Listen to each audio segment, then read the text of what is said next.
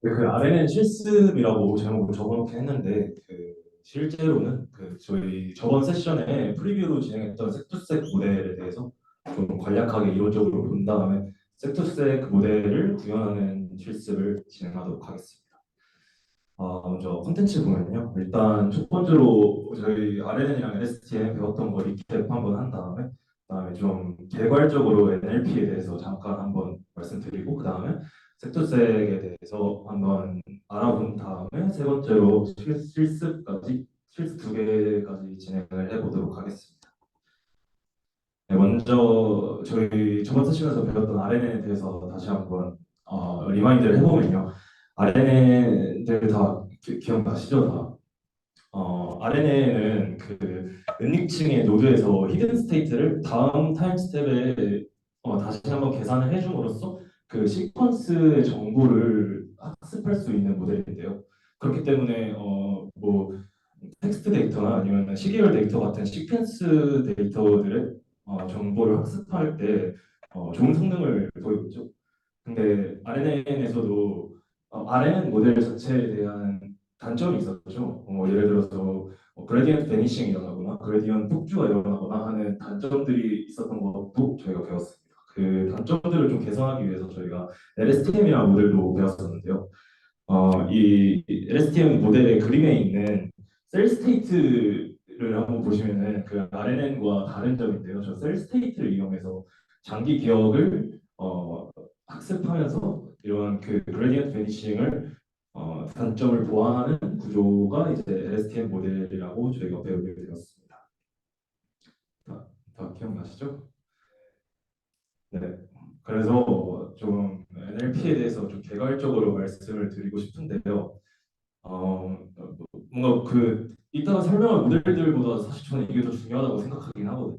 그래서 저희가 이제 RNN이랑 LSTM이랑 모델을 배웠고 오늘 섹터스에 대해서 배울 거고 또 이번 주 목요일에 트랜스포머에 대해서도 배울 건데 자연어 처리라는 큰 주제 하에서 이 모델들을 배우고 있어요 저희가. 근데 이게 좀 오해하면 안 되는 게 이런 모델들이 자연어 처리에만 사용되는 것들이 아니에요. 뭐 예를 들어서 시계열 자료를 분석하거나 아니면 동영상 시퀀스를 분석하거나 하는 태스크에도 사용을 하고 있는데 저희가 이제 자연어 처리라는 좀 큰 주제 아래서 배우다 보니까 이 모델들을 좀 이 태스크와 동일시하게 되는 경향이 있었던 것 같아요. 제가 그랬었던 것 같아요, 사실.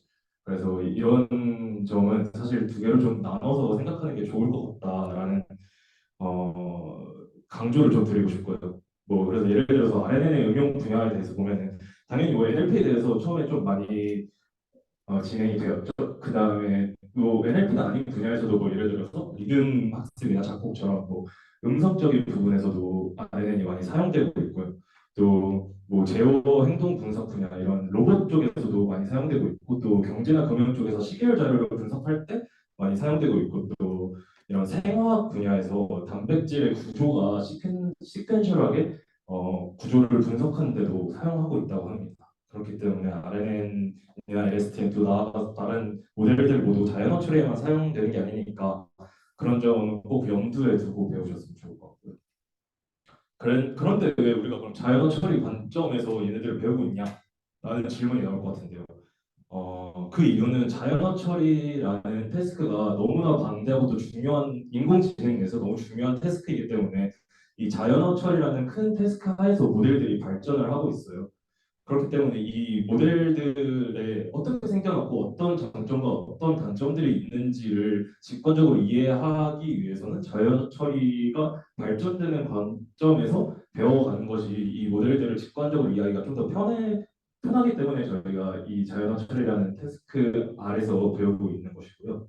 그래서 뭐 예를 들어서 여기 2013년에 워드 임베딩이 발전됐죠. 그래서 뭐 RNN이나 LSTM 같은 시스템은 사실 엄청 오래전에 개발된 시스템이긴 한데 이 워드 임베딩이 발전이 됨에 따라서 이 모델들이 다시 각광을 받기 시작했고요. 그 다음에 뭐 2014년에 섹투색 모델이 생성이 됐고 그 다음에 2015년에 어텐션과 트랜스포머가 나왔고 또 마지막에 프리트앤 랭귀지 모델에서 저희가 유명한 GPT가 나오게 되었죠. 그래서 여기서 좀 주목을 해야 될 점들이 그러면은 왜 RNN LSTM을 잘 쓰다가 섹투색이 나왔고 왜 거기서 갑자기 또 트랜스포머가 나왔고 하는 부분들이 되게 중요한 것 같아요. 그러니까 어떤 단점을 보완하기 위해서 이런 모델들을 구현했고 이 모델의 구조가 어떻게 논리적으로 이 단점들을 보완하고 있는 건지 이 약간 논리 과정을 사실 이 세션이 아니라 다음 세션들에서도 좀 생각하면서 배우면은 좋을 것 같아서 제가 잡서를 좀 넣었습니다.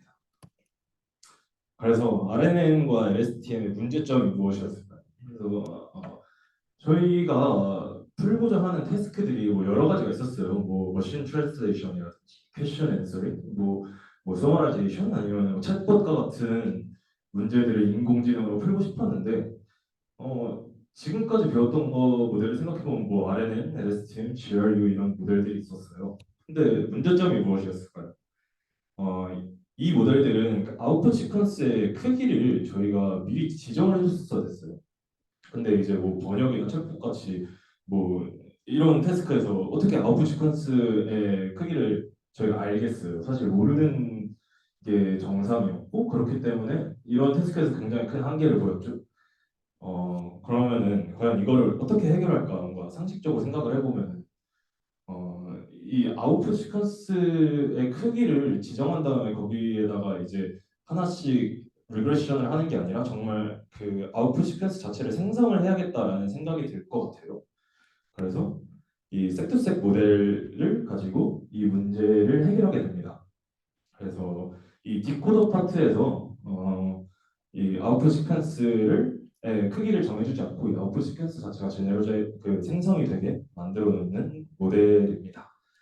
그래서 조금 더 자세하게 보면요. 첫 번째 일단 블렛이 저 그 방금 말씀드렸던 문제를 해결한다는 뜻이고요. 그러니까 인풋 시퀀스랑 아웃풋 시퀀스의 길이가 다를 수 있고 이 디코더 파트에 의해서 다양한 길이의 문장을 생성할 수 있게 된다라는 것이고요. 그다음에 두 번째로 이 전슬라이드 보시면은 인코더와 디코더 사이에 컨텍스트라고 써 있는 게 있을 거예요. 이 컨텍스트 벡터도 되게 중요하게 생각을 해야 될 것 같은데요. 이 인코더와 디코더 두 개의 모듈로 나눈 다음에 이걸 컨텍스트 벡터로 이어줌에 있어서 이 다양한 어떤 태스크들을 또 해결할 수 있는 추상적인 모듈이 되었다라고 이해를 하시면 될 것 같고요. 마지막으로는 그 티처 프로싱이라고 어떤 최적화 방법을 제안을 해서 트레이닝 단계에서도 또 효율성을 향상했다라고 말씀드리면 또 뒤에 또 자세하게 설명을 드릴게요.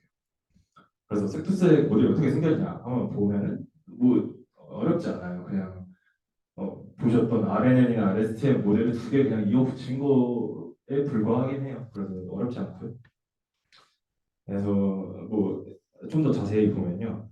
일단 인코더 파트에서는 인풋 시퀀스를 순차적으로 받은 다음에 모든 시퀀스에 대한 정보를 컨텍스트 벡터로 변환하게 됩니다. 이때 기존 RNN이나 LSTM 모델이랑 다르게 아웃풋 값을 내지 않고요. 그냥 히든 스테이트와 슬 스테이트 같은 것들을 학습을 시키면서 컨텍스트 벡터를 만들어내고요. 이 컨텍스트 벡터를 왜 제가 또 따로 블렛을 하나 뺐냐 하면은 이게 사실 되게 중요한 개념이라고 저는 생각을 해갖고요. 이게 뭐냐 하면은 인코더에서 입력된 단어를 인코더에 입력된 단어들에 대한 정보를 압축시킨 벡터로 인코더에서 마지막 히든 스테이트 값을 의미하고요. 이 컨텍스트 벡터가 또 디코더에서는 이니셜 히든 스테이트 값으로 들어가게 됩니다. 그다음에 세 번째로 디코더를 보면은 컨텍스트 벡터를 인코더에서 받아서 이제 번역된 이제 그 문장을 순차적으로 단어별로 제너레이션 하게 됩니다. 뭐 하나하나 좀 더 자세히 보입시다. 그러면 일단 인코더부터 보면요. 인코더는 정말 그냥 진짜 기존 RNN 모델이랑 비슷해요. 그래서 단어랑 토큰들을 이제 순차적으로 입력을 받습니다. 그래서 그 순차적으로 토큰들이 입력이 됐을 때 그거를 임베딩 레이어를 먼저 거치게 되겠죠. 그 다음에 RNN이나 뭐 LSTM이나 GRU 모델 등을 통해서 시퀀스 처리를 합니다. 그렇게 해서 이제 뭐 예를 들어서 여기서 LSTM 모델을 예시로 들었는데 여기서 LSTM에서 LSTM 넘어갈 때 짝대기가 하나지만 사실 히든 스테이트랑 셀 스테이트 두 개를 다 넘겨주게 되겠죠. 그 다음에 마지막으로는 인코더 마지막 단계에서 그 히든 스테이트를 컨텍스트 벡터로 사용하게 됩니다. 다음에 제가 컨텍스트 벡터에 대해 강조를 드렸었는데요. 컨텍스트 벡터는 인코더에서 마지막 시점에서 생성된 히든 스테이트 벡터입니다. 그래서 컨텍스트 벡터가 해주는 게 뭐냐 하면은 일단 컨텍스트 벡터는 임의의 길이로 이제 인풋이 된 시계열 데이터들이 있을 텐데 이걸 고정된 하나의 벡터로 표현을 해주고요. 그 다음에 이걸 좀 직관적으로 약간 이해를 해보자면은 이 임의의 그 인풋 문장에 대해서 약간 그 인코더 디코더만의 세상의 그 상상의 언어로 이제 얘네들 이 컴퓨터만 이해할 수 있는 벡터로 표현이 되었다라고 생각을 하시면 될 것 같아요. 그래서 뭐 밑에 보시면은 뭐 각각 다 인풋 벡터 인풋 데이터의 길이가 다 다른데 이거를 이제 고정된 하나의 벡터로 표현해 주게 되는 것을 볼 수 있죠. 그래서 근데 이게 또 사실 제가 헷갈렸던 부분인데요. 그러니까 그러니까 RNN이나 GRU는 뭐 당연히 히든 스테이트밖에 안 나오니까 뭐 그냥 히든 스테이트 컨텍스트 벡터로 쓰면 될 텐데 LSTM에서는 히든 스테이트랑 셀 스테이트가 둘 다 나올 텐데 뭘 써야 되냐 이게 좀 헷갈릴 수 있을 것 같아요. 근데 이제 히든 스테이트랑 셀 스테이트가 뭔지에 대해서 조금 구분을 하고 넘어가야 될 것 같은데요. 일단 히든 스테이트는 현재 시점에서 가장 필요한 정보들을 포함하고 있는 벡터 형태고요. 셀 스테이트는 그 시퀀스 문장 전체에 대한 정보를 갖고 있는 벡터라고 생각하시면 될 것 같은데요. 이게 그렇기 때문에 히든 스테이트에서는 굉장히 단기 기억을 한다라고 좀 직관적으로 생각하시면 될 것 같고 셀 스테이트에서는 좀 장기 기억을 한다라고 직관적으로 생각하시면 될 것 같아요. 저희가 이제 그 다음 이따 실습에서 진행하게 될 그 논문 구현에서는 이 히든 스테이트와 셀 스테이트 중에 히든 스테이트만 그 컨텍스트 벡터로 사용하게 됐는데요. 뭐 그러고 사실 많은 다른 논문이나 뭐 태스크에서 봤을 때 히든 스테이트를 사용하지만 사실 그 셀 스테이트도 같이 그 컨텍스트 벡터로 사용하는 경우도 있다라고 하니까 이걸 약간 단기 기억이나 장기 기억 어떤 게 더 중요할까 뭐 이런 관점에서 선택해서 사용하시면 좋을 것 같아요. 그 다음에 이제 디코더 파트인데요. 디코더 파트는 그 기존 RNN이랑 LST랑 조금 달라요. 한번 보시면은 일단 트레이닝 할 때 한번 보시면은 일단 여기 H0, C0 보면 인코더에서 마지막에 나온 히든 스테이트라고 나와 있죠. 그러니까 기존 RNN이나 LSTM에서 했던 것처럼 저 이니셜 히든 스테이트를 뭐 0으로 맞춰주는 게 아니라 인코더에서 나온 컨텍스트 벡터를 그 이니셜 히든 스테이트로 일단 입력을 받고요. 그 다음에 어, 인코더에서는 이 시퀀스 데이터 문장 자체를 하나의 인풋으로 넣는데요. 디코더에서는 단어 하나씩 넣는 거예요. 그러니까 예를 들어서 I am a student라는 문장이 있는데 이 I am a student라는 문장 앞뒤로 start라는 토큰과 end라는 토큰을 추가해 준 다음에 처음에 start라는 토큰을 넣었을 때이 이 히든 스테이트 그 인코드에서 받은 컨텍스트 벡터에 의해서 i가 제너레이션 되게 되고 그 다음에 여기 제너레이션 i가 그 다음 스텝에 다시 인풋이 되고 그래서 또 r이 나오고 사실 근데 r이 나오면 안 되고 m이 나와야 되죠. 그래서 여기서 아까 제가 말씀드렸던 그 티처 폴싱이라는 개념이 나오는데요.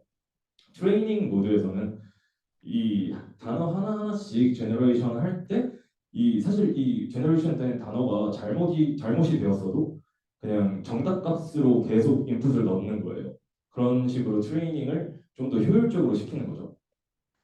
그런 식으로 해서 이렇게 단어 하나씩 계속 제너레이션을 하면서 문장을 이제 생성하게 되는 것을 이제 디코더라고 하는데요. 네, 그래서 디코더는 인코더에서 마지막으로 넘겨가는 히든 스테이트를 인풋으로 사용하고 트레인 시에는 실제 정답을 넣어 학습하는 티처 프로싱을 사용한다 라고 이해하시면 될 것 같고요. 그 다음에 테스트 모드에서 조금 다른 게 이제 테스트 모드에서는 사실 우리 정답값을 모르잖아요. 그렇기 때문에 첫 스타트 토큰부터 계속 제너레이션 된 문장을 그냥 사용을 한다. 즉 테스트 시에는 이전 스텝의 프리딕션 결과를 다음 스텝에서 인풋으로 그대로 사용한다 라고 이해를 해주시면 될 것 같아요. 그래서 조금 더 이렇게 자세하게 보면요, 그 인풋이 들어갔을 때 이제 LSTM 레이어를 거쳐갖고 시퀀스당 아웃풋 벡터를 도출하게 되고요. 그 아웃풋 벡터가 이제 어파인이라고 풀리 커넥티드 레이어에 들어갔다가 소프트맥스를 거쳐서 이제 가장 확률이 높은 다음 제너레이션 하게 되는 과정을 반복하면서 이제 문장을 생성하게 되는 거죠. 그래서 네, 색2색 이제 약간 풀 모델을 이렇게 한눈에 보시면 이런 식으로 진행이 되게 됩니다. 사실 여기 인코더에서 이렇게 위쪽으로 나오는 거는 사실 잘못된 거예요. 이렇게 아웃풋으로 나오진 않고요. 히든 스테이트와 셀 스테이트만 이렇게 넘어가면서 마지막에 이제 히든 스테이트가 넘어가고 그 다음에 디코더 부분에서 이렇게 제너레이션이 된다라고 이해를 해주시면 될 것 같아요. 그래서 근데 색2색 뭐 완전 그 기본적인 모델은 이렇게 되고요. 좀 개선 방안이 뭐가 있을까? 약간 좀 트릭이나 아니면 좀 더 이렇게 성능을 좋게 하는 방안이 뭐가 있을까 찾아봤을 때 문장의 순서를 바꿔서 놓으면은 이 성능이 조금 더 올라간대요. 그래서 왜 그럴까 좀 이해가 잘 안 됐었는데 예를 들어서 이 두 문장을 봅시다. 나는 고양이로 소이다. 맞는 문장이죠. 나는 고양이로 소이다랑 I am a cat을 했을 때 사실 나와 I가 대응이 되는 건데 이게 그대로 그 문장을 그대로 넣어주면은 이 나와 I 사이에 거리가 멀어지기 때문에 이 백프로파게이션에서 이게 그 소실이 될 가능성이 크대요. 그렇기 때문에 문장 자체를 거꾸로 넣어줘서 그 이 나 다음에 디코더 파트에서 I가 조금 더 정확하게 나올 수 있도록 도와주는 게 하나의 트릭이라고 생각하시면 될 것 같은데 그 문장을 거꾸로 넣는 방법이 있을 것 같습니다. 그 다음에 이제 피키 섹투색이라고 컨텍스트 벡터를 되게 약간 10분 활용하는 방안이에요. 그러니까 원래는 그 저희가 디코더 부분에 첫 이니셜 히든 스테이트로만 컨텍스트 벡터를 사용을 했는데 얘네들을 이제 어, 저 인베딩 레이어에서 인베딩과 같이 LSTM에 넣어주고 또 그 다음에 아웃풋 벡터에서 이제 풀리 커넥티드로 들어갈 때 또 같이 컨텍스트 벡터를 넣어주고 해서 이제 컨텍스트 벡터를 좀 풀리 활용하는 방안이라고 좀 생각을 하시면 될 것 같고요. 뭐 그래서 장점은 학습률 속도랑 정확도가 향상이 되는데요. 근데 뭐 사실 이렇게 컨텍스트 벡터를 여러 가지 여기저기 붙이게 되면은 그 파라미터 개수가 늘어나고 계산량도 늘어나고 뭐 메모리가 많이 소모가 되겠죠. 네, 그런 방안들이 있고요. 그래서 뭐 아까도 제가 말씀드렸던 것처럼 뭐 여러 가지 모델들의 활용 방안이 뭐가 있을까에 대해서 항상 생각을 해주셨으면 좋겠다고 했는데 셋투셋도 뭐 이렇게 번역하는 것 말고도 여러 가지 활용 방안이 있어요. 그러니까 제가 계속 강조드렸던 컨텍스트 벡터를 사용하는 건데요. 뭐 예를 들어서 이렇게 MRI 사진을 갖고 이 MRI 사진에 대한 진단 그 텍스트를 생성하는 모델을 만들 때 저 MRI 사진을 저희가 그 CNN 때 배웠던 VGG넷을 활용해서 다 여기서 그 컨텍스트 벡터를 뽑아서 사실 저 MRI 사진이 갖고 있는 정보가 뭐냐, 컴퓨터가 이해할 수 있는 정보가 뭐냐를 뽑아서 컨텍스트 벡터로 사용해서 그 진단명을 생성하는 모델도 이렇게 활용될 수 있다라고 생각해 주시면 좋을 것 같아요. 네, 섹스색의 한계점이 뭐가 있냐 해서 봤을 때 RNN과 LSTM에서 나타났던 한계점이 똑같이 나타나요. 그러니까 그레디언트 베니싱이나 그레디언트 익스플로전이 그대로 일어나게 되고요. 그 다음에 인코더 부분에서 저희가 입력 시퀀스를 고정된 크기의 벡터로 만든다고 했는데 이 벡터 크기 자체가 고정되어 있기 때문에 그 인풋 시퀀스의 길이가 커지거나 아니면 뭐 많이 달라질 때 정보를 이렇게 압축하는 과정에서 손실이 발생할 수밖에 없게 됩니다. 그렇기 때문에 어텐션 메커니즘이라는 것이 등장하는데요. 이거는 이제 트랜스포머와 같이 배우게 될 것 같습니다. 다음에 저희가 할 거는 이제 실습을 할 건데요. 첫 번째 실습은 그 섹투색 2014년도에 나온 논문이 있어요. 거기서 영어와 독일어 번역기 모델인데요. 이거를 논문 구현을 한번 이건 핑크는 없어요. 그냥 다 같이 한번 계속 쭉 돌려보면서 설명을 해보고요. 그 다음에 두 번째로 이거 살짝 응용하는 건데요. 한글이랑 영어 번역기를 만들어 놓는 건데 여기서 저희가 말씀드렸던 개선 방안, 뭐 리버스 인풋이나 아니면 티키 세투색 이런 거를 구현해 보는 거를 이거는 빈칸이 있어요. 그래서 이거는 각자 같이 구현해보는 걸로 실습을 이제 하려고 합니다. 그래서 아까 말씀드렸던 것처럼 실습을 두 개 진행할 건데요. 먼저 첫 번째로 논문 구현을 한번 해볼 거예요. 이거는 빈칸 없고 그냥 있는 거 그냥 싹 다 실행하면 돼요. 그래서 먼저 이거 제가 집 파일 다시 올려드렸는데 이거를 드라이브에 추가해 주셔야 되거든요. 혹시 다 되셨나요? 다 되신 걸로 알고 일단 네, 구글 드라이브 해주고요. 그다음에 이게 조금 시간이 걸려갖고 먼저 이거 실행시킨 다음에 설명 들으시면 좋을 것 같아요. 먼저 라이브러리 이제 불러오는 건데요. 먼저 토치 텍스트라는 자연어 처리 라이브러리를 사용할 거예요. 그래서 이게 뭐냐? 토치 텍스트 자연어 처리를 할 때 이거를 전 처리를 좀 쉽게 해주는 라이브러리인데요. 굳이 사용을 안 하셔도 돼요. 사실 뭐 본인이 그냥 원하시는 대로 전처리나 아니면 데이터를 만지시면 되긴 하는데 토치 텍스트를 사용하면 조금 더 편리하고 그다음에 또 어떻게 사용하는지 알고 있으면 좋으니까 한번 소개를 시켜드릴게요.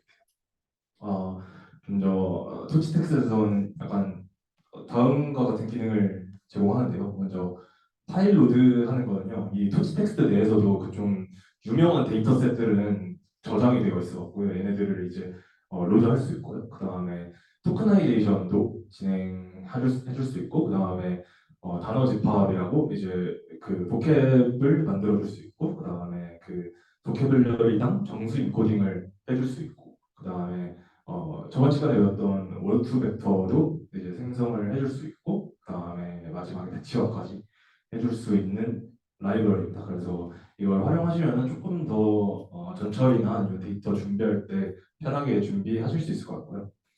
근데 이제 주의할 점이 두 개 있는데요. 얘네들 이제 데이터를 불러올 때 그냥 데이터로 불러면 안 되고 트레인이랑 밸리데이션이랑 테스트로 데이터를 분리시킨 다음에 불러오셔야 되고요. 그 다음에 이제 인베딩 벡터로 인베딩 하는 과정도 또 따로 해주셔야 됩니다. 그 다음에 또 이게 상당히 조금 까다로운 건데요. 토치 텍스트가 되게 버전별로 엄청 달라요. 패키지 불러오는 방법도 좀 다르고 패키지 이름도 좀 다르고 해갖고 이 버전별로 꼭 확인을 해보시고 토치 사이트 들어가면 또 나와 있기 때문에 확인을 해보시고 이제 사용해 주시면 좋을 것 같아요. 그래서 이제 저는 토치 텍스트 버전 0.6.0으로 실습을 진행할 거고요. 그다음에 뭐 여기 스페이시 다운로드 받은 건 좀 이따가 토커나이제이션 할 때 다시 한번 설명을 드릴게요. 다, 다 돌아가셨나요?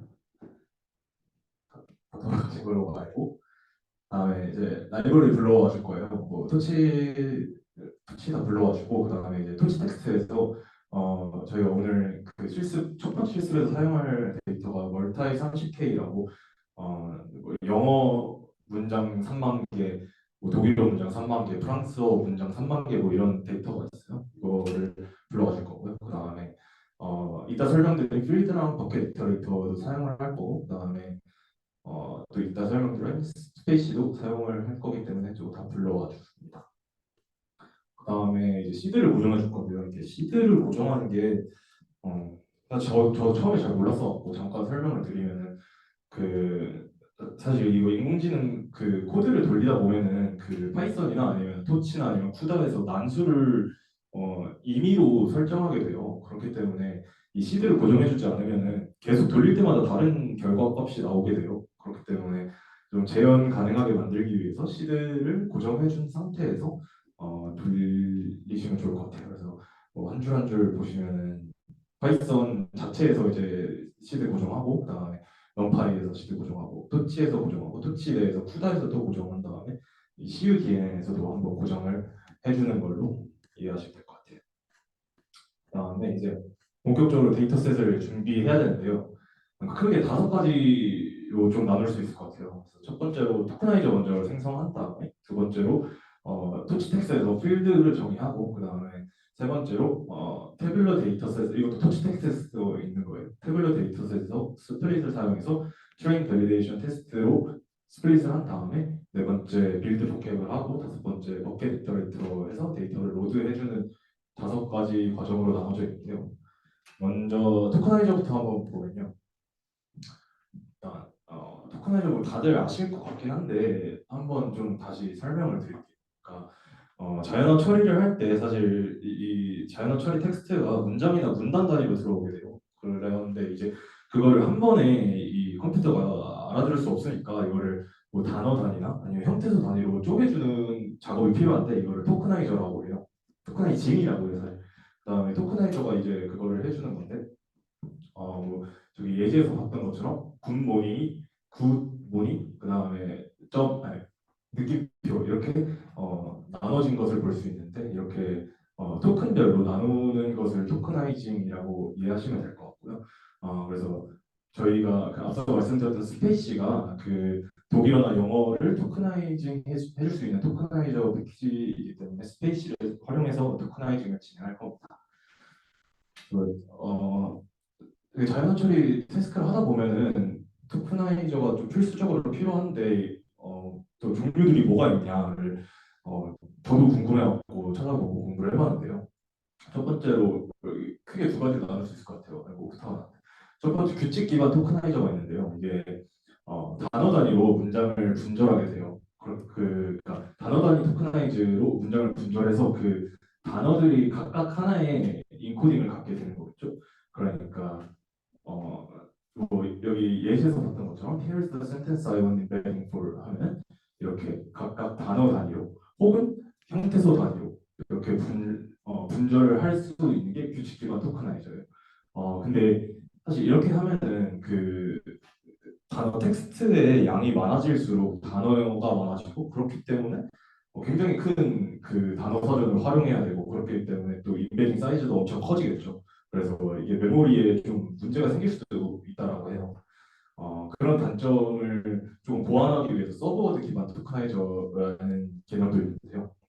그러니까 어, 이거는 이제 자주 등장하는 단어는 그대로 두고 자주 등장하지 않는 단어는 이제 의미 있는 서브 단어로 이제 나눈다는 개념이에요.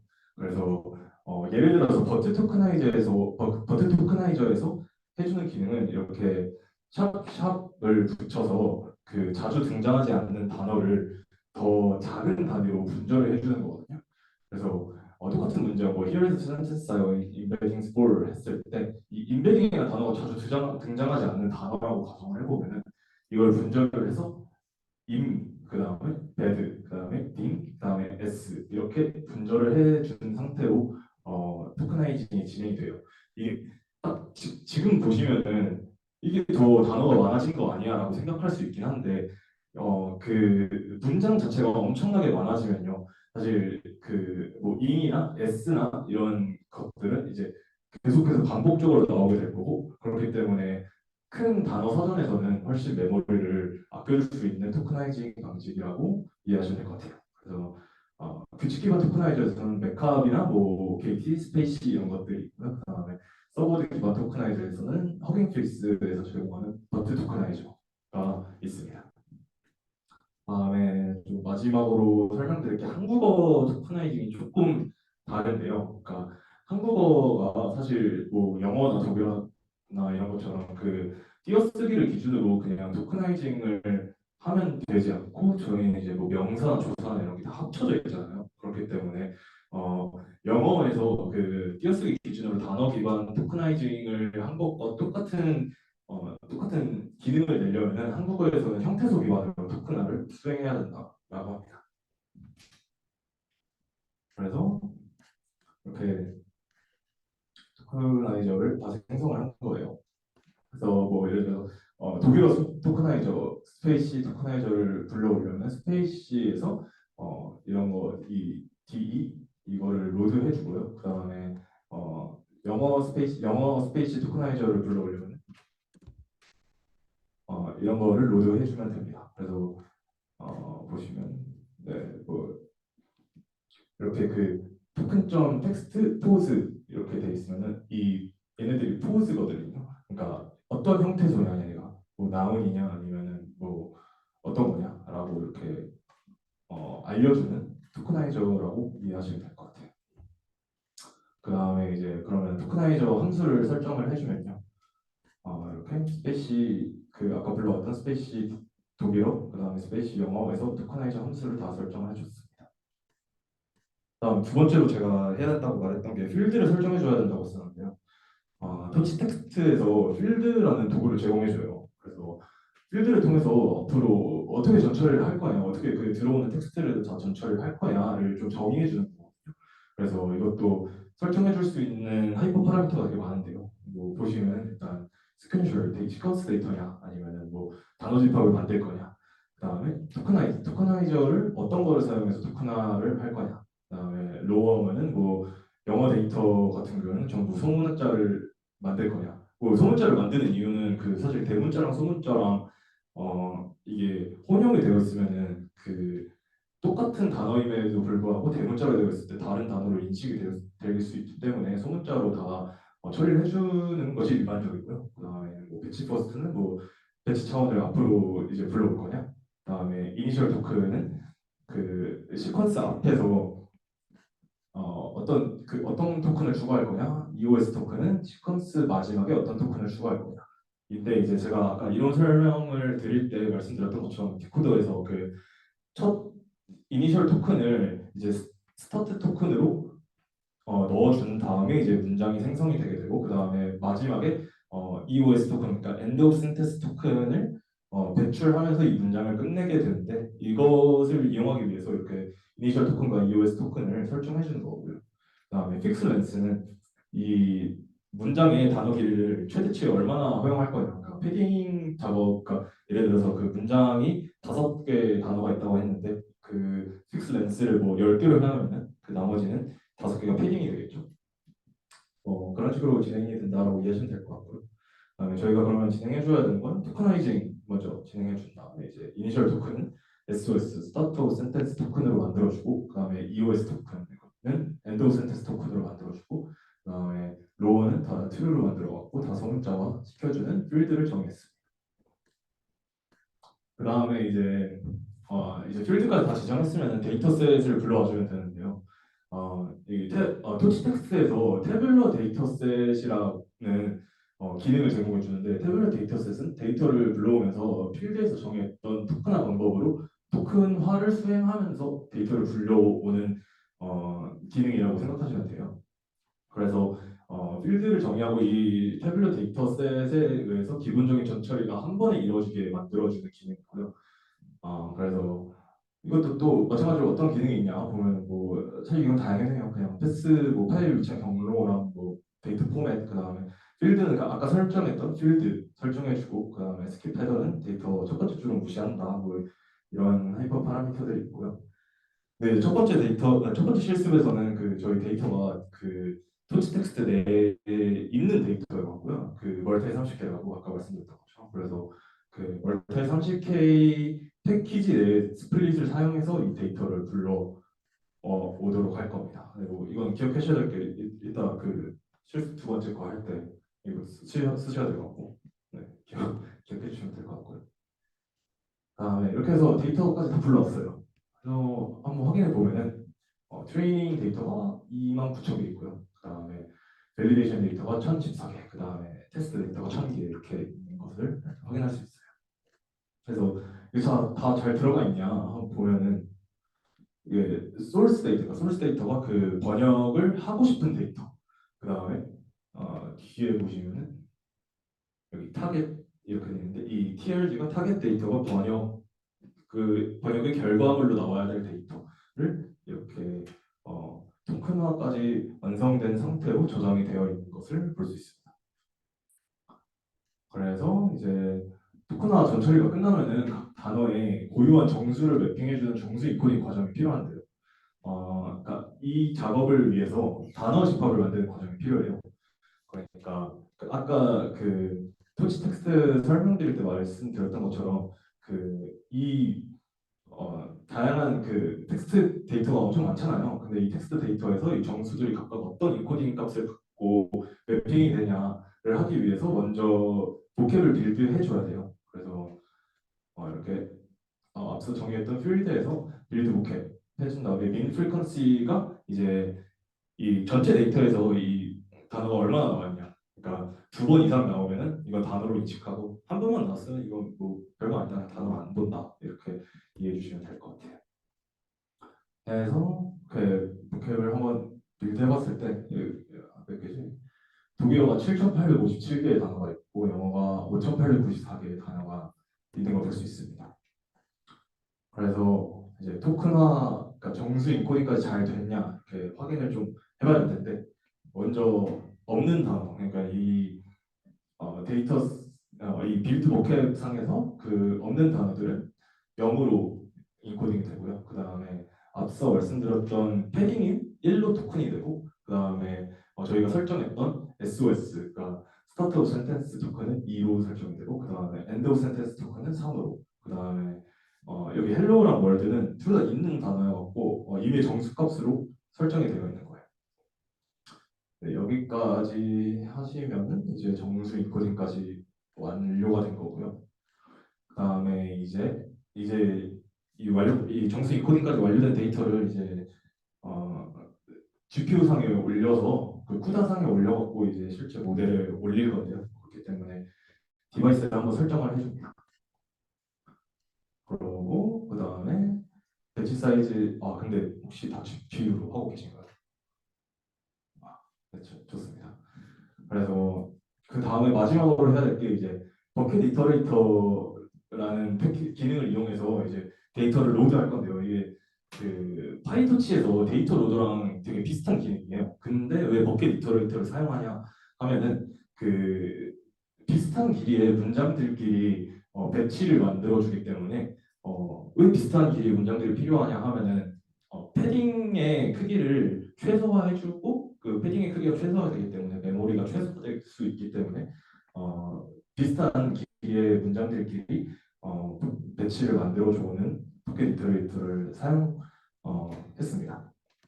그래서 보시면은 포켓 이터레이터에서 스플릿 해갖고 배치 사이즈는 앞서 설정한 배치 사이즈, 그 다음에 디바이스는 앞서 설정한 디바이스로 올려주시면 네, 이제 데이터 준비가 다 끝났습니다. 그래서 마지막에 이게 잘 됐냐, 다 트레인 뭐 이터레이터에 다 잘 올라갔냐 확인을 한번 해보면은 먼저 토치 사이즈가 23,128로 나와 있는데 이 23이 뜻하는 거는 그러면 이 문장의 단어 크기겠죠. 그 다음에 128은 앞서 설정했던 배치 사이즈겠고요.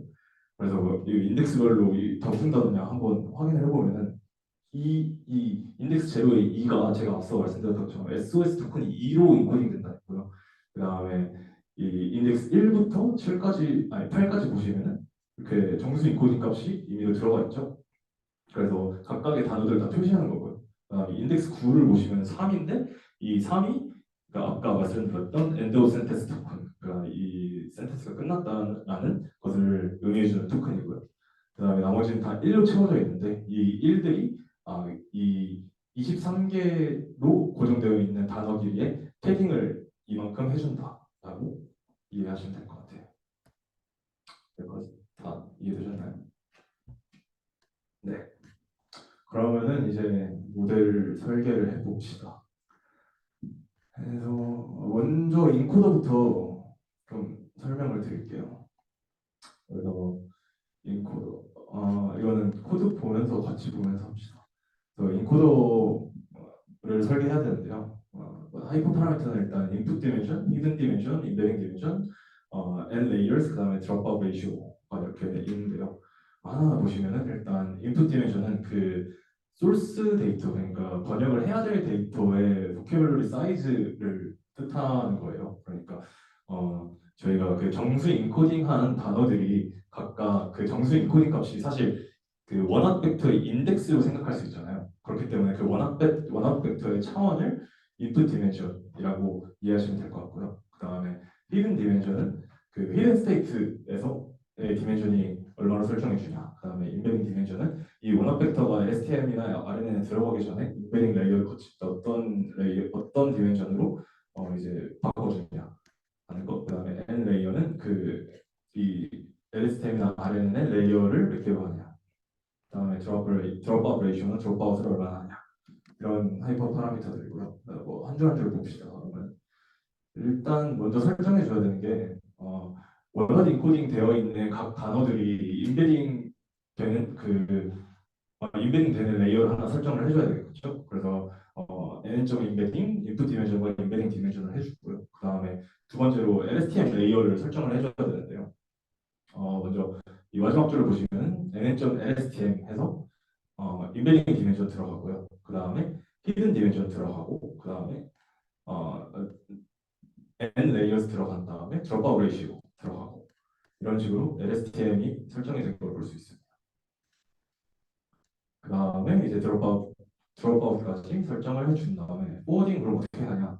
뭐 이거는 되게 간단해요. 그냥 소스 데이터에서 인베딩으로 들어가서 그 다음에 드롭아웃까지 뺀 다음에 인베디드 벡터를 생성을 하고 그 다음에 그 인베디드 벡터를 LSTM에 넣었고 아웃풋과 히든 스테이트, 셀 스테이트를 낸 다음에 그 인코더의 리턴 값으로 히든 스테이트와 셀 스테이트를 어, 이제 아웃풋으로 낸다라고 생각하시면 될 것 같은데요. 이게 사실 저 되게 헷갈렸던 게 이 데이터의 크기가 어떻게 들어가냐 좀 헷갈렸었는데요. 일단 인코더에서 좀 약간 알아두셔야 될 게 이 소스 데이터의 문장 자체가 한 번에 다 들어가요. 그러니까 그 소스 데이터가 아까 그 말씀드렸던 것처럼 단어 개수, 배치 사이즈의 크기로 나와 있는데요. 이 단어 개수, 배치 사이즈에 각각 하나하나 단어가 정수 인코딩이 되어 있는데 그 정수 인코딩 값이 사실 그 원합 벡터의 인덱스 값이에요. 그래서 그 단어 하나하나가 여기서 인풋 디멘전으로 들어가서 인베딩 디멘전으로 들어가는 건데요. 그래서 소스 데이터가 예를 들어서 이렇게 생겼다고 가정을 하면은 배치가 두 개 있는 거고 그 다음에 어, 시퀀스 길이가 5개여서 그럼 여기는 5,2 뭐 이런 식으로 되겠죠. 그래서 그런 식으로 들어간 다음에 이제 인베딩 레이어를 거쳐갖고 단어 개수, 배치 크기, 인베딩 디멘전으로 그 인베디드 벡터가 생성이 되고요. 그 다음에 LSTM을 거치면 이제 아웃풋 벡터는 단어 개수, 배치 크기, 히든 차원, 히든 디멘전의 크기로 배출이 되고 그 다음에 히든 스테이트랑 셀 스테이트는 레이어 개수, n 레이어, 배치 크기, 그 다음에 히든 디멘전 이런 데이터 구조로 나오게 됩니다. 그래서 네, 이런 식으로 네, 되고요. 그 다음에 디코더도 한번 보면요. 디코더가 인코더랑 아까 다르다고 했던 점이 인코더는 한 번에 문장이 다 들어가는데 디코더는 단어 하나씩 들어간다라고 했죠. 그래서 이 부분에 대해서 이것도 코드를 좀 보면서 설명드리면 일단 다 비슷해요. 다 비슷한데 이제 제너레이션 레이어가 추가가 되는데요. 이게 뭐냐 하면은 LSTM에서 이게 나와갖고 그 인코더에서는 아웃풋이 안 나온다 했잖아요. 근데 디코더에서는 그 아웃풋이 나와야 되잖아요. 그렇기 때문에 이제 LSTM에서 제너레이션 하는 단계, 어파인이라고 풀리 커넥티드 레이어를 통해서 제너레이션을 하는 과정까지 어, 만들어 놓은 거고요. 그다음에 네, 그리고 또 똑같아요. 들어가 설정하고 그다음에 이제 포워딩 과정도 조금 다른데요. 일단 인풋 크기를 보면은 그 단어 하나씩 들어간다 했잖아요. 그래서 사실 그 인코더에서 그 소스 데이터가 들어가는 생각해 보면 단어 개수, 배치 크기로 들어가는데 단어 개수가 사실 1이에요. 디코더. 그렇기 때문에 그냥 배치 크기로 넣어주면 되고요. 그래서 인풋.점 언스피드해서 배치 크기로 만들어준 다음에 어, 인베디드 디멘션에서 토카시를 넣어줘요. 그러면 이제 어, 인베딩을 거쳐갖고 여기 인베딩 차원이 들어가겠죠. 그래서 이거 보시면 뭐 단어 개수는 한 개겠죠. 그 다음에 배치 크기, 그 다음에 인베딩 차원 이런 식으로 인베디드 벡터가 생성이 될 것 같고요. 그 다음에 어, 여기서 이제 인베디드 벡터랑 그 히든 스테이트와 셀 스테이트를 같이 넣어줘서 아웃풋이랑 히든 스테이트, 셀 스테이트를 나와주고 이건 그 인코더 과정이랑 똑같고요. 그 다음에 마지막으로 이제 제너레이션 과정에서 풀리 커넥티드 레이어를 통해서 프리딕션을 하는 과정으로 디코더를 좀 이해해 주셔야 될 것 같아요. 그래서 이렇게 인코더, 디코더까지 설정을 해 놓은 다음에 이제 그런 색2색 모델을 설정을 할 수 있는데요. 일단 인코더랑 디코더랑 디바이스를 다 받아와 줍니다. 그 다음에 이제 포딩을 할 때 어떻게 해야 되냐? 먼저 생각을 해보면 저희가 인코더에서 이제 소스를 먼저 들어갈 거예요. 그래서 인코더 소스를 포워딩 시켰을 때 히든 스테이트랑 셀 스테이트를 저희가 뺀다고 했죠. 그래서 먼저 소스를 인코더에서 포워딩을 시켜주고 그다음에 히든이랑 셀을 뽑아옵니다. 그 다음에 이제 디코더에서 그 단어가 하나하나씩 제너레이션 된다고 했기 때문에 그 마지막 저희가 그 이 문장을 번역한 결과 문장을 뽑기 위해서는 디코더에서 그 결과값을 저장해줄 텐서 객체를 만들어줘야 돼요. 그래갖고 이제 어, 타겟점 쉐입해갖고 단어 개수, 그 다음에 배치 크기 이렇게 만들어주고 그 다음에 어, 네, 그래서 이렇게 토치점 제로 해갖고 그 최종 결과를 담을 텐서 객체를 하나 만들어줍니다. 네, 그래서 첫 번째 입력은 그 항상 SOS 토큰이겠죠. 그래서 인풋을 첫 번째 입력으로 가져가 준 다음에 어, 네, 그 다음에 이제 한 단어 하나씩을 어떻게 구현하냐 했을 때 이제 그냥 포문으로 돌리면 돼요. 그래서 뭐 for t in 1부터 타겟 렌스 해갖고 쭉 돌리면 돼요. 그래서 하나씩 들어가게 해갖고 아웃풋과 히든 스테이트, 셀 스테이트를 디코드에서 뽑아주고요. 그 다음에 이게 뭐냐 그 아웃풋에서 아웃풋 점 네, 그래서 그 가장 확률이 높은 단어를 그 여기 앞서 설정한 탱서 객체에다가 저장을 해주고요. 그 다음에 근데 그 저희가 티처 폴싱이라는 개념을 말씀드렸잖아요. 그래서 여기 티처 폴스 레이쇼를 설정해줘서 랜덤점 랜덤에서 그 티처 폴스 레이쇼 예를 들어서 0.5라고 가정하면은 이게 0.5의 확률로 얘네를 그 인풋 값을 정답 값으로 사용하냐 아니면 그 전 타임 스텝에서 나온 단어 값으로 사용하냐라는 뜻입니다. 그렇기 때문에 예를 들어서 티처 포싱 레이쇼를 1로 만들어 놓으면 그러면 뭐 다 그냥 정답 값으로 사용한다 이런 뜻이 되겠죠. 이런 식으로 해서 이제 마지막 그 결과 문장 아웃풋 값을 도출하게 됩니다. 자, 이해되시나요? 네. 그러면 네 모델이 다 됐어요. 뭐 네 더 이렇게 설정하면 되고요.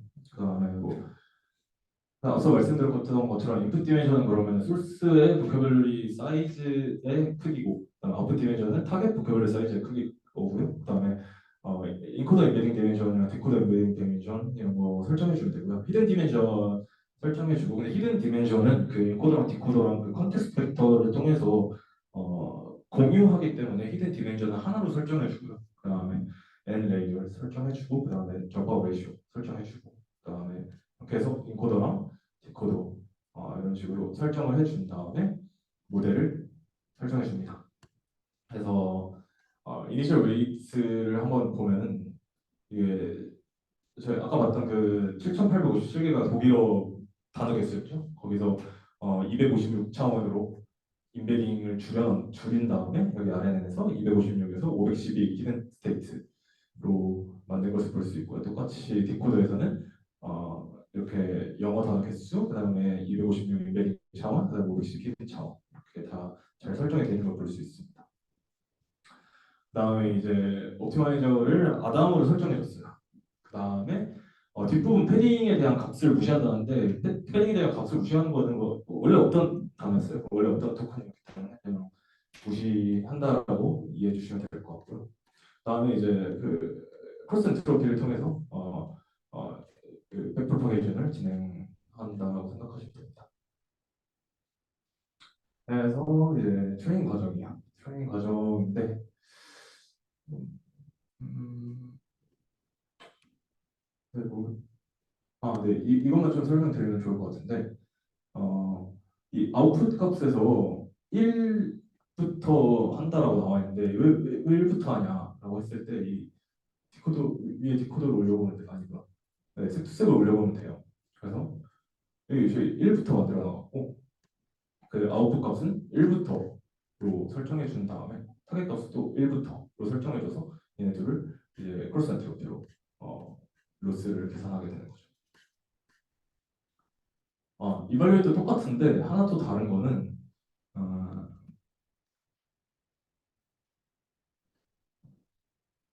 네, 여기 티처 폴싱을 사용 안 해요. 이발렛 할 때는 티처 폴싱을 사용하면은 안 되기 때문에 티처 폴싱을 0으로 둔 다음에 이제 티처 폴싱 사용 안 한다라는 거를 설정해 준 줘야 됩니다.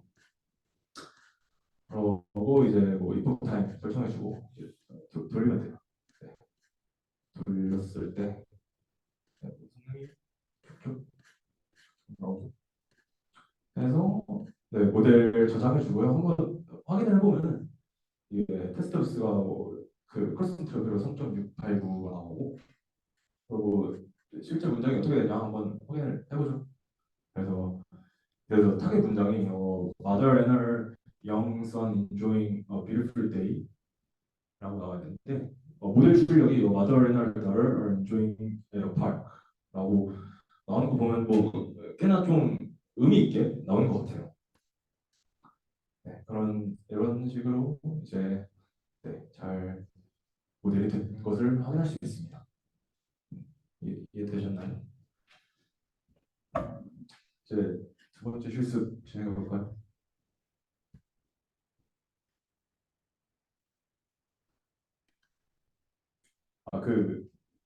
이걸 런타임을 끊고요.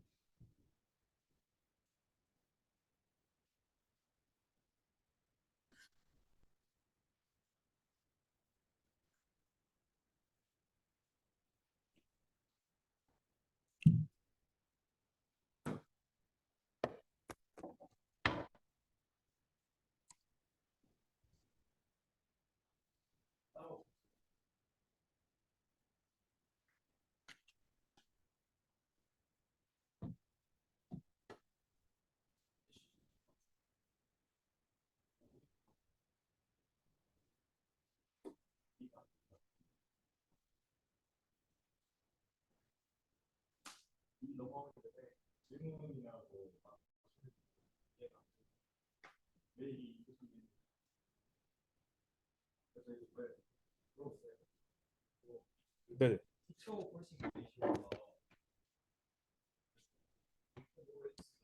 네.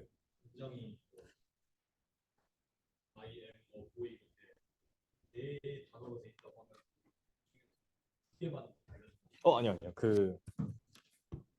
예를 들어서 i가 들어갔을 때 사실 m이 나와야 되는데 뭐 r이 나왔다고 가정하면은 그 0.5면 0.5의 확률로 그 r을 넣을 수도 있는 거고 실제 정답값이 m을 넣을 수도 있고 라는 거예요.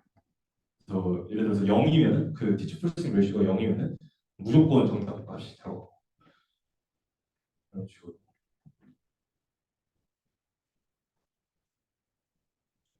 네. 네.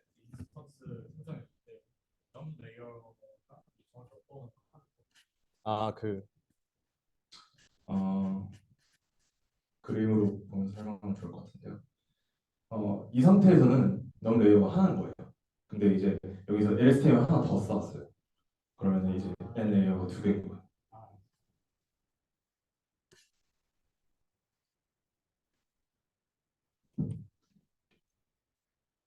준비되셨... 준비되셨나요? 15분에 실습 두 번째 거 시작할까요?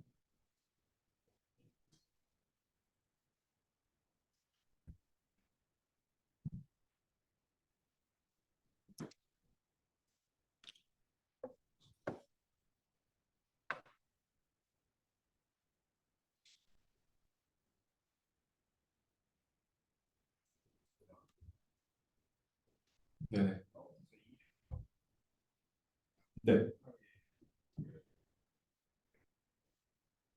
네. 네, 맞습니다. 처음에 넣을 때 저희가 보시면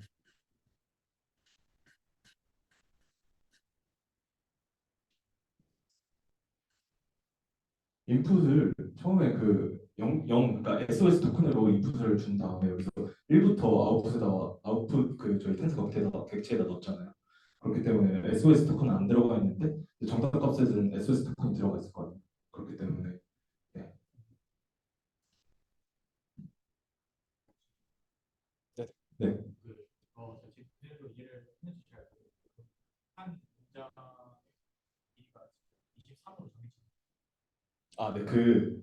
여기 저희 버켓 이터레이터를 다시 설명드리면은 여기서 포켓 이터레이터에서 그 비슷한 문장의 길이들끼리 그 배치를 해서 이제 그 이터레이터를 설정해 준다 했잖아요. 그렇기 때문에 그 이 배치 내에 있는 문장들의 길이는 다 똑같은 거예요. 그래서 예를 들어서 이 문장의 길이는 뭐 인덱스 1부터 8까지니까 8개의 단어밖에 없지만 이 배치 128개에 있는 문장 모두가 다 23개의 단어 크기로 설정이 되어 있고 그렇기 때문에 이 남아있는 모든 것들은 다 패딩 1로 채워준다는 거예요.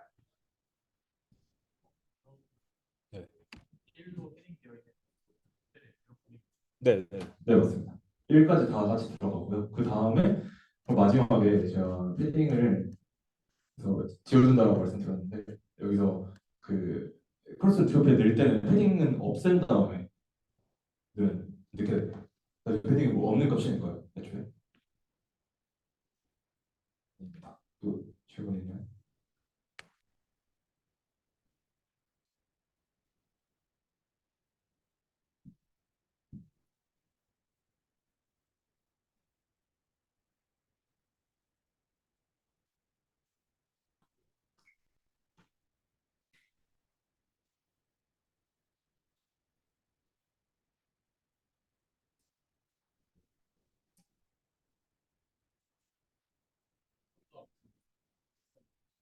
네,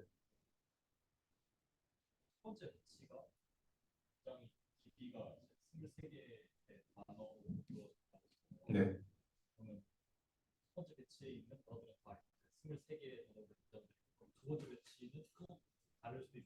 아니요. 그 첫 번째 배치에 있는 문장들이 다 단어가 23개인 건 아니고요. 근데 이제 그 비슷한 단어들의 문장들끼리 묶어줬지만 그 문장들의 단어의 수는 다 다를 수 있어요. 근데 이제 한 번의 배치로 다 같이 인코드에 넣기 위해서 그 다른 문장 예를 들어서 뭐 문장의 길이가 5개인 문장이 있고 8개의 문장이 있으면은 그 나머지 3개를 다 패딩으로 맞춰줬고 똑같이 23개의 데이터 셋으로 한 번에 집어넣는다는 거죠.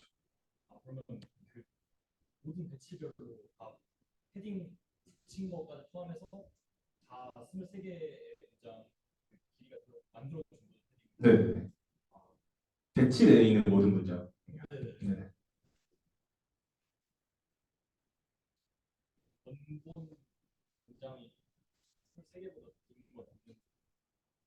그 배치 내에는 네. 다음 배치에서는 다를 수도 있는.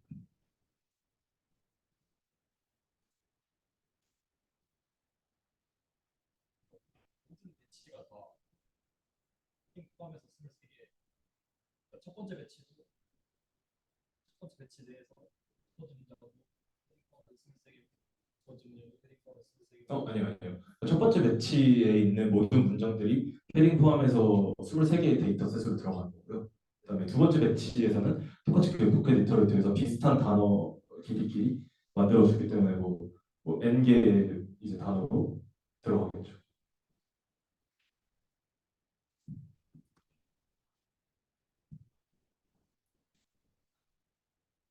좋은 질문들. 두 번째 실습할까요, 이제? 네, 네, 해봅시다.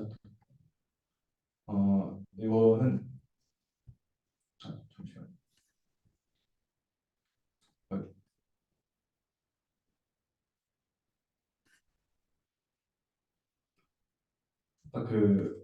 이거 코드 파일 펴보시면은 여기 밑에 이 배시 인스톨까지 있거든요. 일단 여기까지 다 실행한 다음에 설명하면서 하면 좋을 것 같아요. 좀 오래 걸려갖고.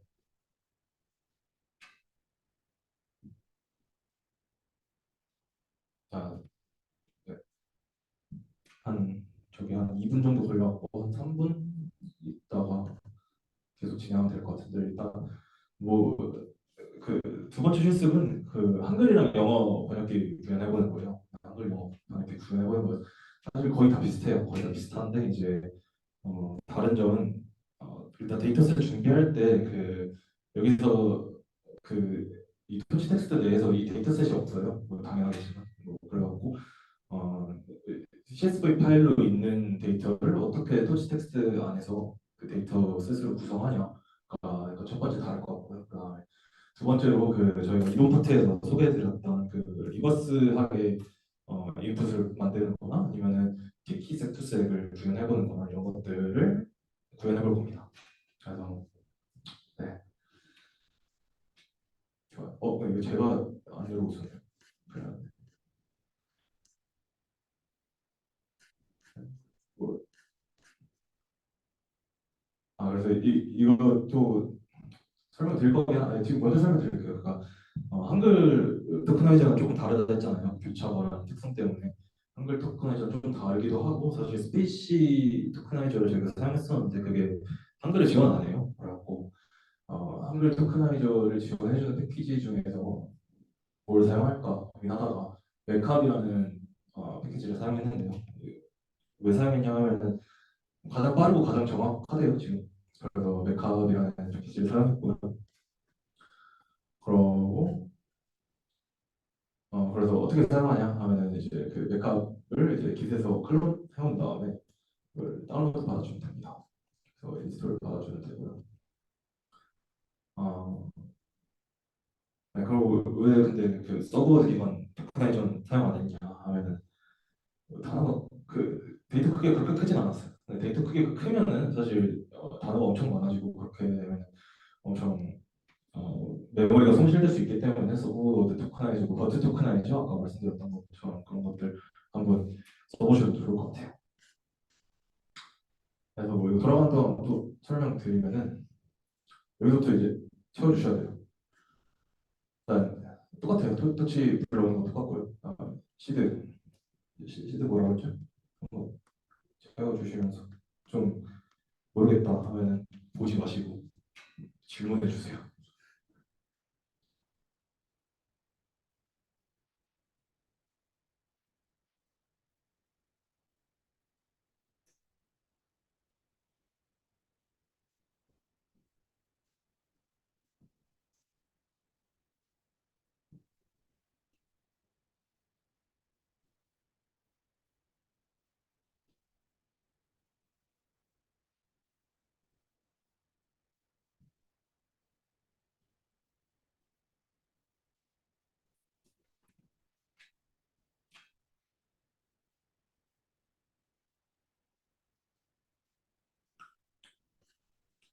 시드 쉬었죠?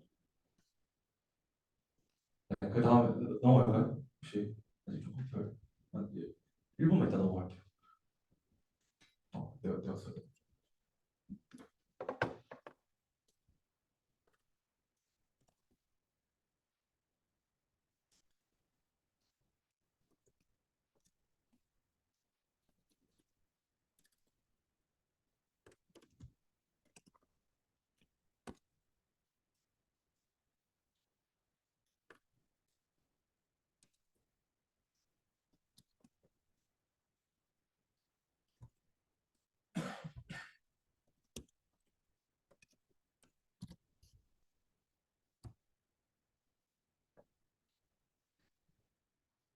네, 넘어갈게요.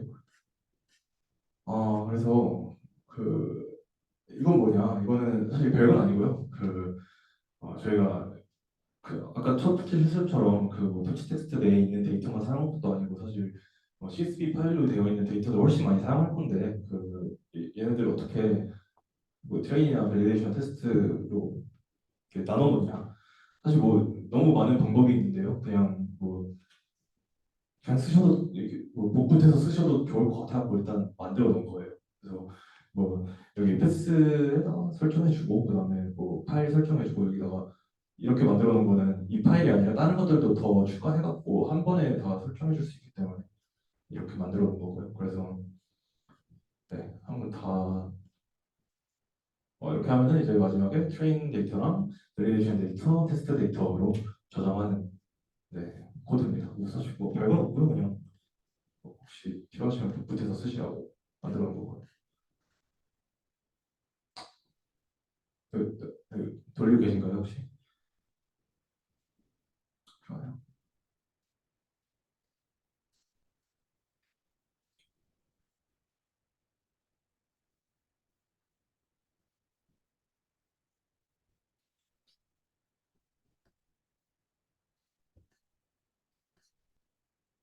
저는 근데 이미 돌려갖고 이거 안 돌려도 되고요.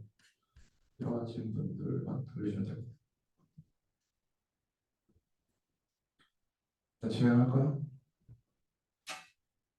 네, 그러면 이제 토커나이저부터 한 번씩 봅시다. 이제 스페이시는 한번 봤긴 했는데 맥값은 한 번도 안 봤으니까 맥값 뭐 어떻게 하냐 하면은 이제 그 저희가 설정했던 것처럼 그 토커나이저 함수를 설정했던 것처럼 그 형태소를 한번 보면은 그럼 아까 말씀드렸던 것처럼 그 영어가 단어 단위로 토큰화 됐을 때 그거랑 똑같은 성능을 내주려면 한글은 형태소 단위로 토큰화를 해야 된다라고 말씀드렸던 것처럼 이렇게 M으로 백합을 불러와 준 다음에 M.몰스로 형태소를 분리할 수 있습니다.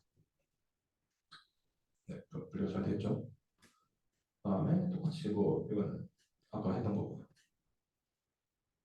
그래서 이제 한국어가 토큰화이죠. 영어 토큰이고 이거 쓰셔야 돼요.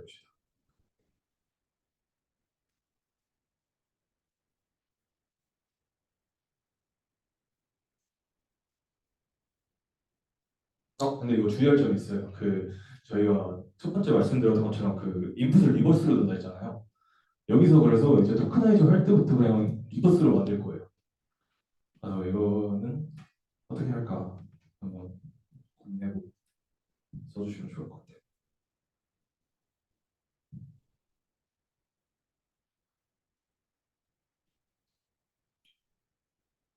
2분만 있다가 정답을 공개하도록 합시다.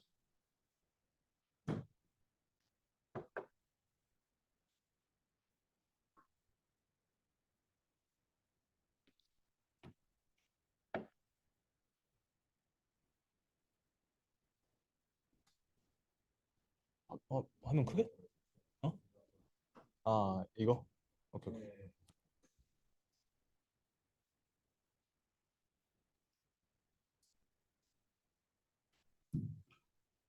구글을 적극 활용하셔도 좋아요.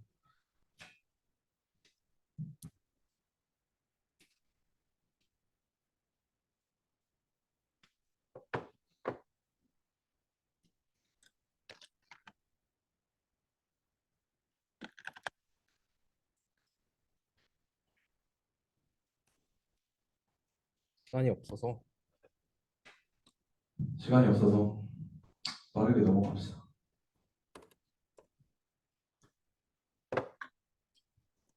이거는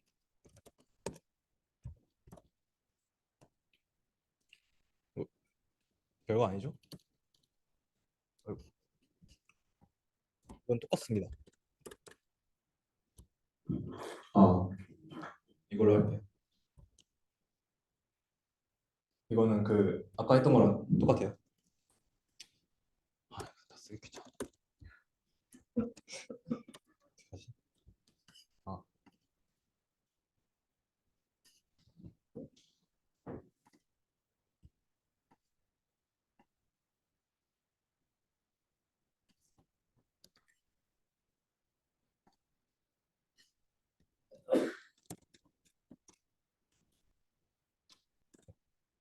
이렇게 하면은 됩니다. 그 다음에 필드도 저희가 정해줘야 된다 했죠. 그래서 필드도 한번 정해 보시면 될 것 같아요. 이것도 사실 똑같아요.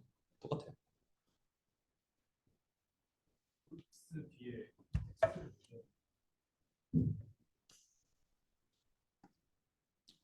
좋은 지적 감사합니다.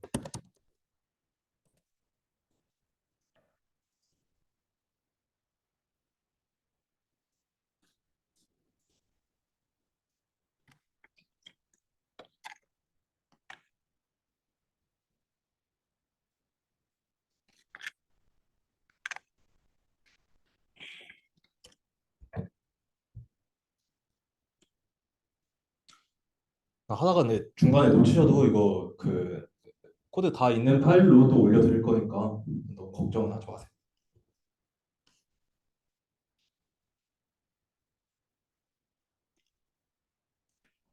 필드까지 빠르게 해볼까요?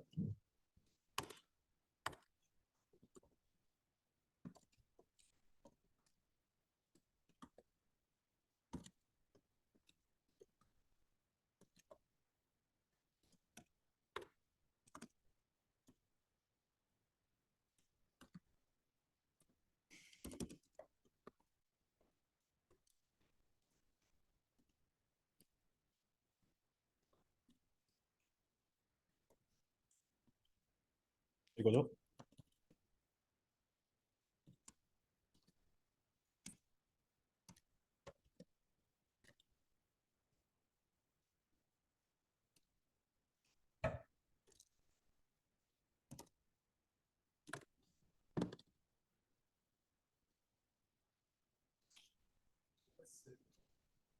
뭐야? 아,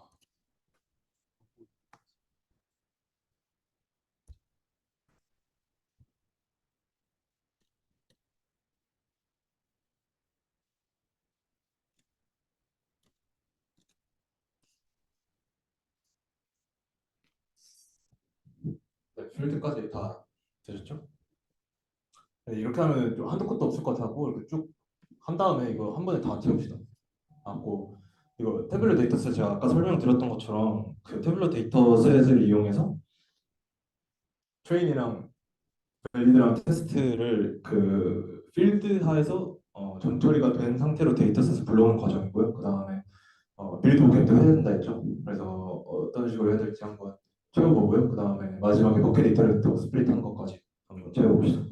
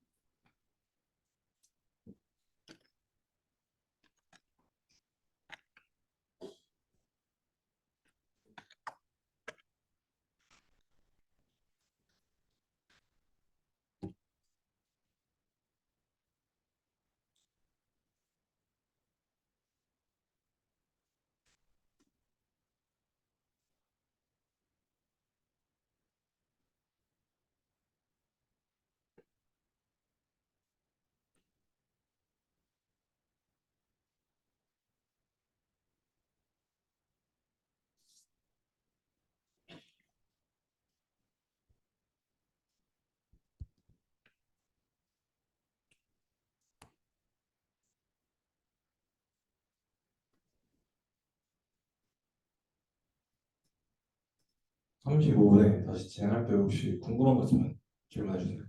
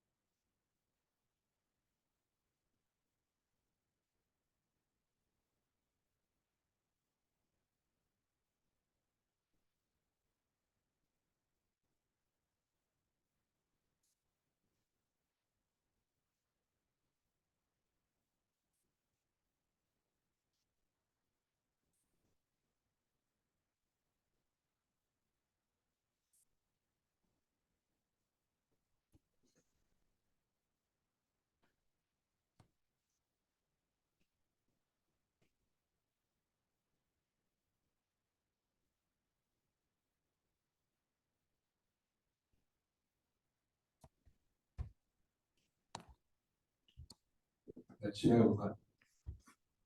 사실 이거 제가 다 일일이 치는 거 귀찮아서가 아니라 진짜 시간이 없을 것 같아요. 진짜 귀찮아서 아니에요.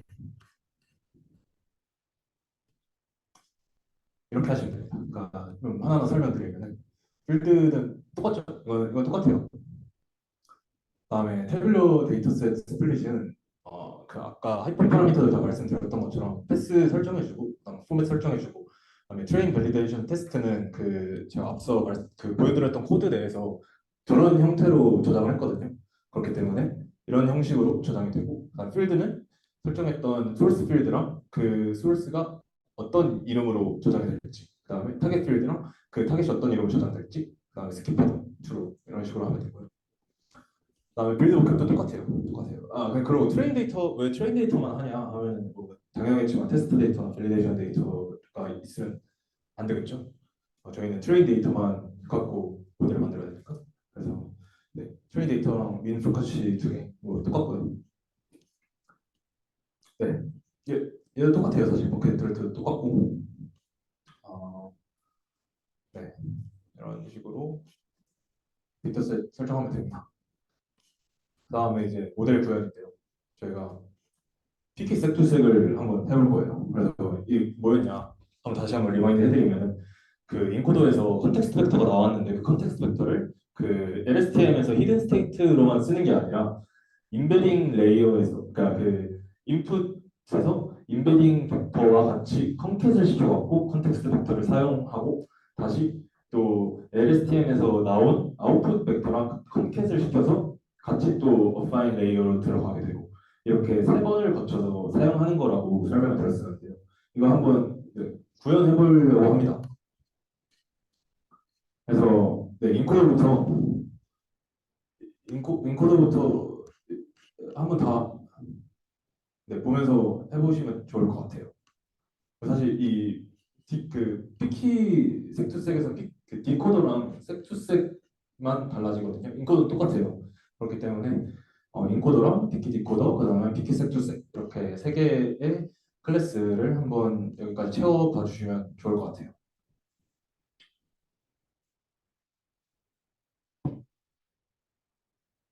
이것도 한 5분만 해보고 그다음에 다시 얘기합시다.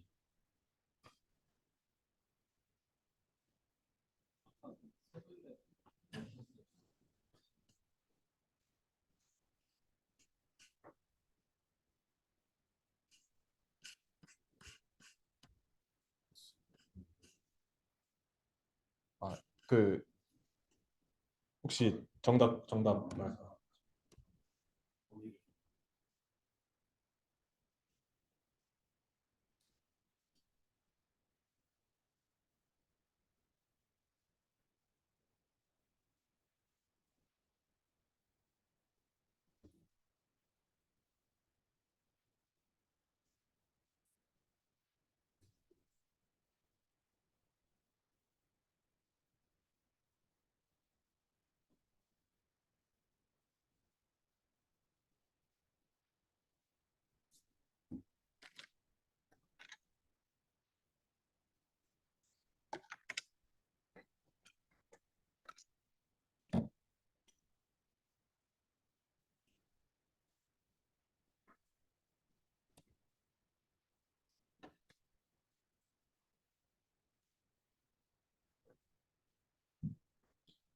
43분에 그 모델까지 한번 다 같이 봅시다.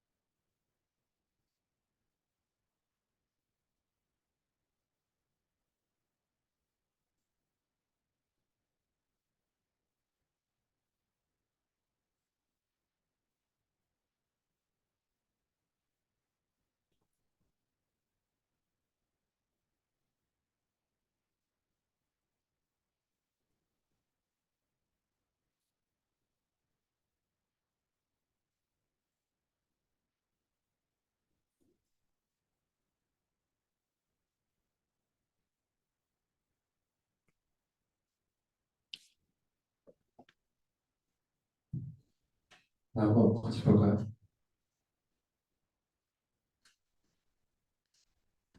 그래서 인코더부터 한번 같이 봅시다. 인코더는 사실 똑같아요. 네, 그 기존 저 섹스색이랑 똑같고 뭐 달라진 거 없고 디코더 부분만 좀 다시 보면 좋을 것 같은데요. 먼저 달라진 부분이 어디가 있을까요? 일단 LSTM에 들어가는 부분이 달라졌는데요.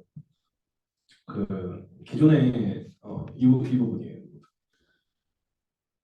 기존 석색 디코더에서는 그냥 인비딩 디멘션만 넣어줬다면은 이번에는 그 컨텍스트 벡터까지 같이 넣어줘야 됐기 때문에 히든 디멘션까지 합쳐져서 그 웨이트를 설정해 주는 거고요. 그 다음에 제네레이션 레이어에서도 원래 기존의 히든 디멘션 그 디코더의 LSTM에서 나온 히든 스테이트 디멘션만 넣어줬다면 이번엔 컨텍스트 벡터의 히든 디멘션까지 같이 넣어주기 때문에 이렇게 곱하기 2가 되는 거고요. 나머지도 똑같아요. 나머지도 똑같고 그다음에 여기서 근데 이 포워딩 할 때 컨텍스트 벡터를 추가해줬어요. 왜냐하면 이제 히든 스테이트 벡터는 계속해서 그 LSTM 시퀀스가 지나갈 때마다 계속 갱신이 되는데 컨텍스트 벡터는 인코드에서 나온 컨텍스트 벡터 그대로이기 때문에 컨텍스트 벡터 그대로 넣어주고 그 다음에 어, RNA 넣을 때 이제 인비디드 벡터와 같이 컨텍스트 벡터를 컨캣 시켜갖고 넣어주는 것을 볼 수 있죠. 그래서 이게 엑시스는 2로 설정을 했는데요. 이게 보시면은 그 컨텍스트 벡터랑 어, 컨텍스트 벡터가 히든 레이가 히든 스테이트의 그 데이터 크기랑 똑같게 생겼고요. 그다음에 인베디드 벡터는 보시는 것처럼 단어 개수 콤마 매치 크기 콤마 인베딩 차원으로 되어 있는데요. 매치 크기라는 차원에서 그 컨캣을 시켜서 사용을 했다고 생각하시면 될 것 같고요. 그다음에 마지막에 프리딕션 할 때도 이제 어파인 레이어에 컨텍스트 벡터랑 아웃풋 벡터랑 같이 컨캣을 시켜서 된다고 설정을 해주시면 되고요. 그다음에 근데 섹스 거의 똑같아요. 거의 똑같고 인코더에서 소스에서 인코더 넣어서 히든과 셀을 뽑는데 여기서 컨텍스트 벡터가 히든 스테이트 여기서 나온 히든 스테이트다라고 한번 정의 한번 해주고요. 그다음에 이것도 똑같아요. 이것도 이제 그 최종 결과물 탕을 텐서 객체 설정해주고 그다음에 어, 여기서는 이제 컨텍스트 벡터 여기 정해줬던 컨텍스트 벡터를 같이 넣는 거죠. 그래서 여기서는 히든이 갱신되지만 여기서는 그냥 갱신 안 되고 컨텍스트 벡터만 이렇게 해서 마지막으로 뽑아낸 아웃풋과 히든 셀을 이제 하나하나 그 텐서 객체에 저장을 해서 아웃풋을 뽑아내는 걸 볼 수 있습니다. 그래서 네, 뒤에도 다 똑같아요. 뒤에도 이제 뭐 디멘션 설정해주고 그다음에 인코더, 빅디코더, 빅디스트 다 설정해주고 그다음에 네 여기서 이제 레이어 보시면은 그러면 이제 처음에 그 한국어 단어가 8,927개였는데 이게 256의 인베딩 디멘션으로 들어갔다가